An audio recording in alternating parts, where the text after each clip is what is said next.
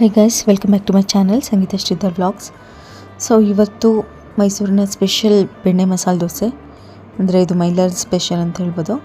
So ಬೆಣ್ಣೆ ಮಸಾಲೆ ದೋಸೆ ಮತ್ತು ಸಾಗು ಯಾವ ರೀತಿ ಮಾಡೋದು ಅಂತ ನೋಡೋಣ. ಸೊ ಇದು ಆಲ್ಮೋಸ್ಟ್ 99% ಅಷ್ಟಾದರೂ ಅದೇ ಥರ ಇರುತ್ತೆ, ಅಟ್ಲೀಸ್ಟ್ 95% ಅಂತ ಹೇಳ್ಬೋದು.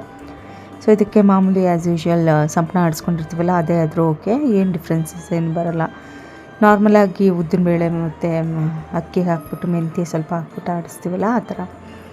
ಸೊ ಇದು ಸಾಗುಗೆ ಏನು ಬೇಕು ಅಂತಂದರೆ, ನಾರ್ಮಲಾಗಿ ಬೇಸಿಕ್ ಅಂದರೆ ಆಲೂಗಡ್ಡೆ ಇಟ್ಕೊಂಡು ಮಾಡ್ಬೋದು, ಇಲ್ಲ ಅಂತಂದರೆ ನಾವು ಬೇರೆ ತರಕಾರಿಗಳನ್ನ ತೊಗೋಬೋದು. ಸೊ ಇದಕ್ಕೆ ರುಬ್ಬೋದಕ್ಕೆ ತೆಂಗಿನಕಾಯಿ ಒಂದು ಅರ್ಧ ಹೋಳಷ್ಟು ತೆಂಗಿನಕಾಯಿ ಹಾಕೋಬೇಕು.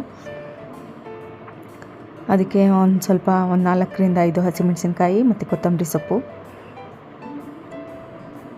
ಅದಾದಮೇಲೆ 1 ಸ್ಪೂನಷ್ಟು ಹುರ್ಗಡ್ಲೆ, 1.5 ಸ್ಪೂನಷ್ಟು ಬಿಳಿ ಎಳ್ಳು ಹಾಕೋಬೇಕು. ಹುರಿಯೋ ಅಂಥ ನೆಸೆಸಿಟಿ ಏನಿಲ್ಲ, ಹಾಗೆ ಹಾಕೋಬೋದು.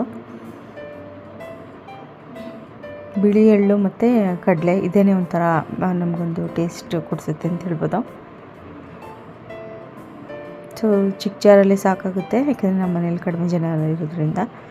ಸೊ ನೋಡಿ, ಅಲ್ಲಿ 1.5 ಸ್ಪೂನಷ್ಟು ಬಿಳಿ ಎಳ್ಳು ಮತ್ತು 1 ಸ್ಪೂನಷ್ಟು ಹುರ್ಗಡ್ಲೆ.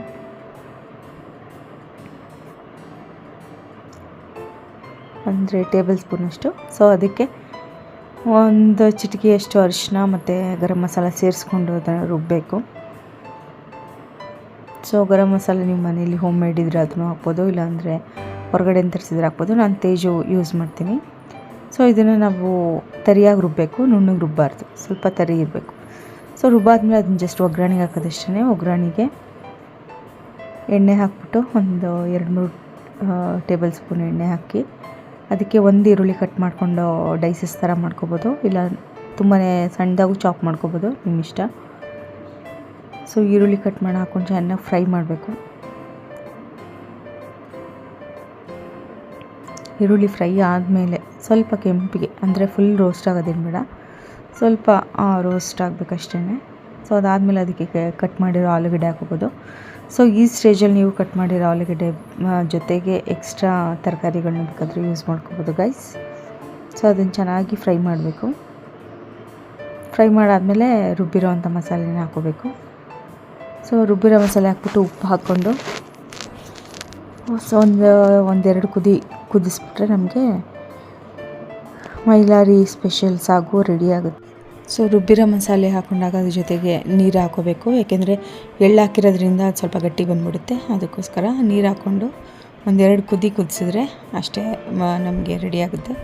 ಸೊ ಅದಾದಮೇಲೆ ಆ್ಯಸ್ ಯೂಶ್ವಲ್ ದೋಸೆ ಹಾಕೋಬೇಕು. ದೋಸೆ ಇದು ನಿಮ್ಮ ಇಷ್ಟ ಬಂದಂಗೆ, ಮಸಾಲೆ ದೋಸೆ ಥರ ತೆಳ್ಳಗೆ ರೋಸ್ಟ್ ಆದರೂ ಮಾಡ್ಕೋಬೋದು, ಇಲ್ಲ ಸೆಟ್ ದೋಸೆ ಥರ ಸಾಫ್ಟಾಗೂ ಹಾಕೋಬೋದು. ಸೊ ನೀವು ದೋಸೆ ಮಾಡಿದ ತಕ್ಷಣವೇ ಅದಕ್ಕೆ ಸ್ವಲ್ಪ ಬೆಣ್ಣೆ ಹಾಕಬೇಕು, ಆವಾಗಲೇ ಇದು ಮೈಲಾರಿ ಸ್ಪೆಷಲ್ ದೋಸೆ ಅಂತ ಅನ್ನಿಸ್ಕೊಳ್ಳೋಕ್ಕೆ ಸಾಧ್ಯ. ಸ್ಪೆಷಲ್ ಬೆಣ್ಣೆ ಮಸಾಲೆ ದೋಸೆ ಅಂತ ಕೇಳಿದ್ರೆ ಕೊಡ್ತಾರೆ, ಮೈಲಾರಿ ಸ್ಪೆಷಲ್ ಅಂತಲೇ ಹೇಳಬೇಕು. ಸೊ ಆ ಥರ ಇವಾಗ ಮನೇಲೇ ಮಾಡ್ಕೊಳ್ಳೋ ಅಂಥದ್ದು. ಸೊ ಇದು ಒಂದು ಗ್ರೇವಿ ಇರುತ್ತಲ್ಲ, ಅದನ್ನು ಕೂಡ ಅಲ್ಲಿ ಸ್ಪೆಷಲ್ ಅಂತಲೇ ಹೇಳ್ಬೋದು. ಅಲ್ಲಿ ಬಿಟ್ಟರೆ ಬೇರೆ ಯಾವ ಕಡೆನೂ ಆ ಥರ ಮಾಡಲ್ಲ.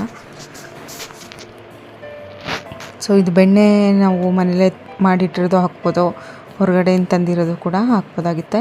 ಸೊ ಬೆಣ್ಣೆ ಕಟ್ ಮಾಡೋಕ್ಕೆ ಚಾಕುನ ಸ್ವಲ್ಪ ಬಿಸಿ ಮಾಡ್ಕೊಂಡು ಕಟ್ ಮಾಡಿದ್ರೆ ಈಸಿಯಾಗಿ ಕಟ್ ಆಗುತ್ತೆ, ಇಲ್ಲಾಂದರೆ ಸ್ವಲ್ಪ ಕಷ್ಟಪಡಬೇಕು. ಈ ಬೆಣ್ಣೆ ನಾನು ಮಾಮೂಲಿ ನಂದಿನಿ ಒಂದು ಶಾಪಿಂದ ತಂದಿರೋದು.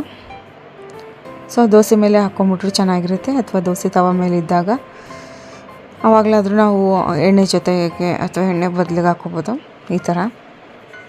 ಸೊ ಇದು ಗೈಸ್ ಇವತ್ತಿನ ವ್ಲಾಗ್ ಆಗಿತ್ತು. ಮೈಲಾರಿ ಸ್ಪೆಷಲ್ ಮೈಸೂರು ಮೈಲಾರಿ ಸ್ಪೆಷಲ್ ದೋಸೆ, ಬೆಣ್ಣೆ ಮಸಾಲೆ ದೋಸೆ ಅಂತ ಹೇಳ್ಬೋದು. ಸೊ ಸಬ್ಸ್ಕ್ರೈಬ್ ಮಾಡಿ ಗೈಸ್ ನನ್ನ ಚಾನಲ್ಗೆ. ಬಾಯ್.